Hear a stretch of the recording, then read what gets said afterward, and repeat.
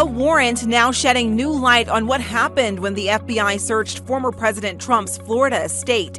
The details revealed from the now unsealed document. Students at 4 more Front Range school districts packing up their school supplies and laying out their outfits ahead of the first day of school. How Denver Public Schools is prepping parents today before their kids start later this month. And Broncos fans, break out that orange and blue. Tonight is the first preseason game. We've got you covered with what you need to know before you head out to Empower Field. And we are so excited about our Broncos on this Saturday morning. Yes. Welcome to Denver 7 News. I'm Jessica Crawford. And I'm Katie LaSalle. Thank you so much for joining us here. Let's start with some of the stories we're following for you this weekend. Of course, the Denver Broncos face off against the Dallas Cowboys tonight at Empower Field for their preseason opener. Also returning to the stadium this weekend is the Bustang for $15. This bus service offers rides from Denver, Colorado Springs, and Fort Collins. We've been talking about the Broncos so much, and rightfully so, with their first preseason game, but college football is also underway. The CSU Rams are preparing for their first year under their new head coach. And the Rams are inviting you to come out and meet the team today. Their Ram Fan Fest is from noon to 2 p.m. and their women's football clinic runs from 4 to 8 p.m. It has an auction, food, and drinks. Proceeds go to Ram Strength, which provides support to cancer survivors and their nutrition program. Well, the Boulder Roadrunners are hosting the second annual Terry Leiker Memorial Mile Fun Run tonight.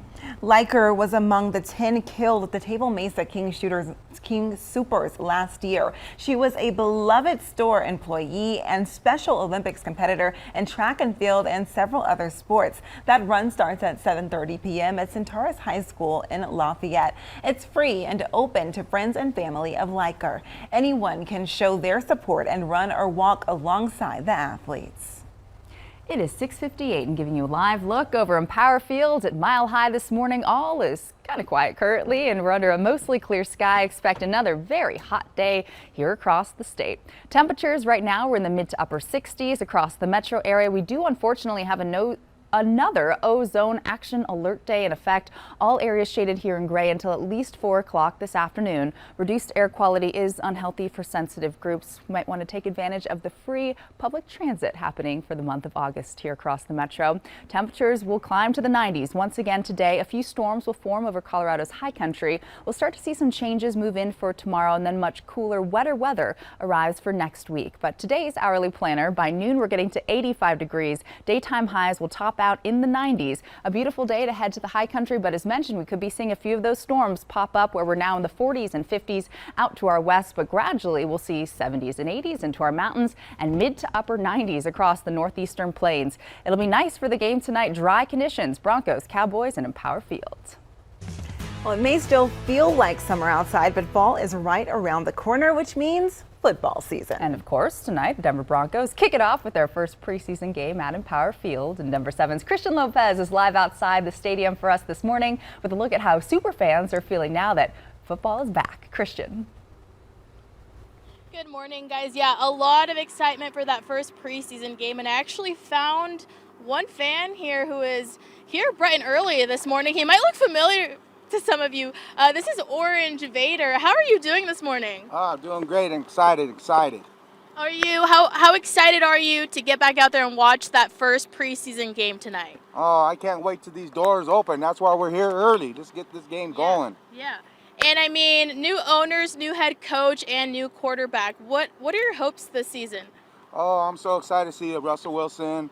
I'm excited for the new ownership, the new coaching staff, you know, the new fans that we got here. You know, I'm just excited to get this season started. And you actually started a foundation that helps kids. Can you talk about that? Yeah, it's called Orange Vader Future for the Kids Foundation. And what we do, we try to keep kids off the streets, out of gangs, and we put them into sports programs.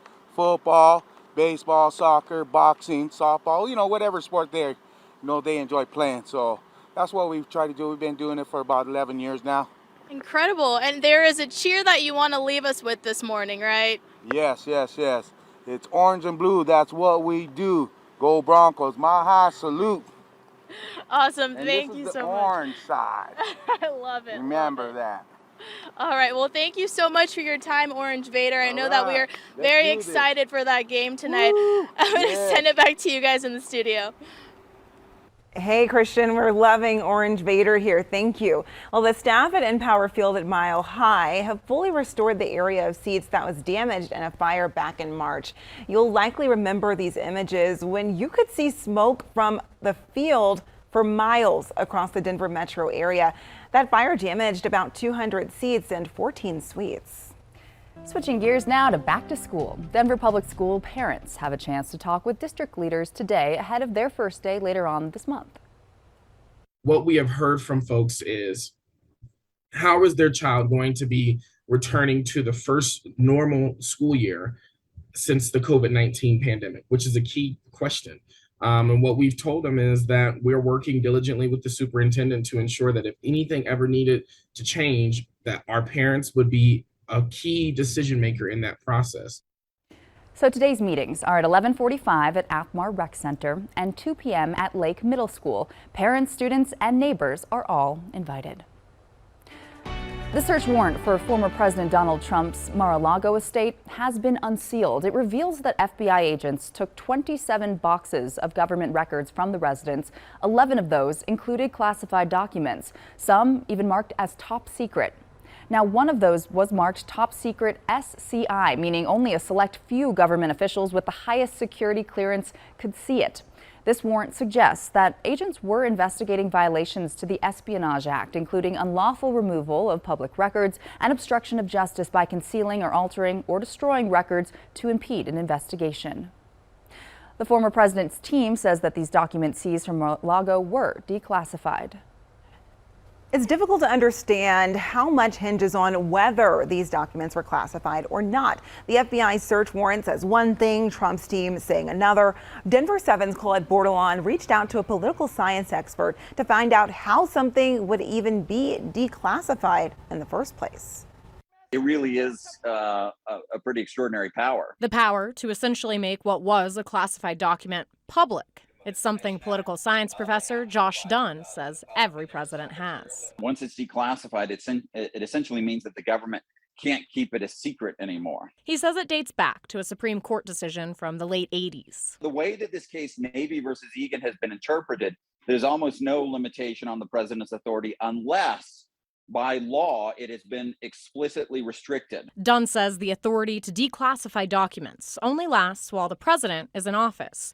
He also says the decision can be reversed by another president. Plus, there's a category of material that cannot be declassified. He says that includes anything related to nuclear power or weapons. That's generally how courts have treated it, though, that the president has this very substantial authority and can just kind of wave a magic wand. The search warrant from the FBI's raid of former President Trump's Florida home says they found classified documents. But in a statement, Trump's team says all of the documents seized were declassified. If they're classified, they could relate to material that you would rather not have your enemies have access to.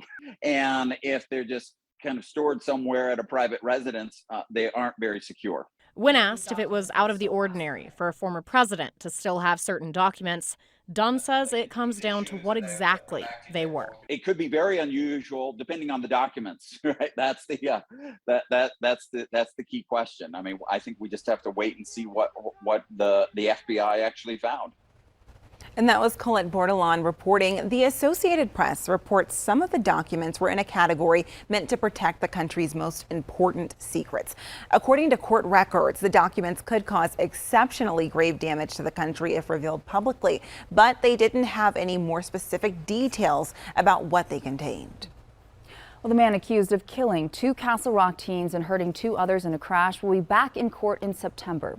Ricky Avalos Trujillo learned the charges against him include vehicular homicide with a DUI modifier. The crash happened last Friday near the intersection of Territorial Road and the I-25 frontage road in Douglas County. And the 2 teens killed in the crash, Colton Bellamy and Audrey Todd, were supposed to start their senior year this past Monday, 3 days after they were killed. Maddie Tobler and another 17-year-old are still recovering from their injuries, but there are 2 opportunities for Coloradans to support their families this weekend. Meadows Express Car Wash is donating 100% of its revenue today, all of that money going to the families. The car wash is on Carnaby Lane in Castle Rock.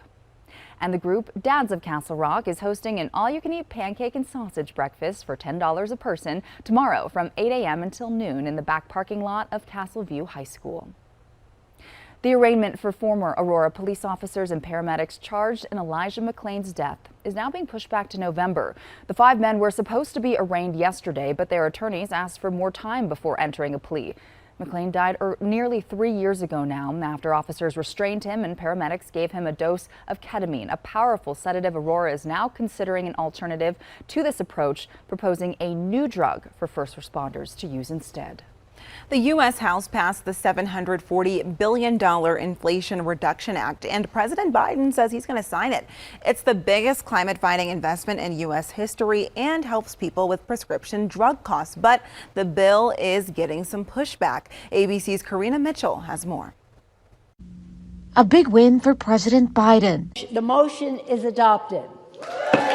On Friday, the House passed an historic $740 billion package on healthcare and climate change. It includes tax credits for purchasing electric vehicles and tax breaks for Americans who install solar panels on their homes. That is going to put us on a trajectory to lower CO2 emissions in the United States by 40% in 2030. The bill also lowers premiums for Americans buying their own insurance, allows Medicare for the first time to negotiate the price of certain drugs, and limits out-of-pocket prescription drug costs for seniors on Medicare to $2,000 per year. It also raises taxes on the largest corporations and wealthiest Americans. But the nonpartisan Congressional Budget Office says the changes would have a negligible impact on inflation the next 2 years, a sentiment echoed by the analysis at the Wharton School at the University of Pennsylvania. Republicans believe the bill will hurt middle America.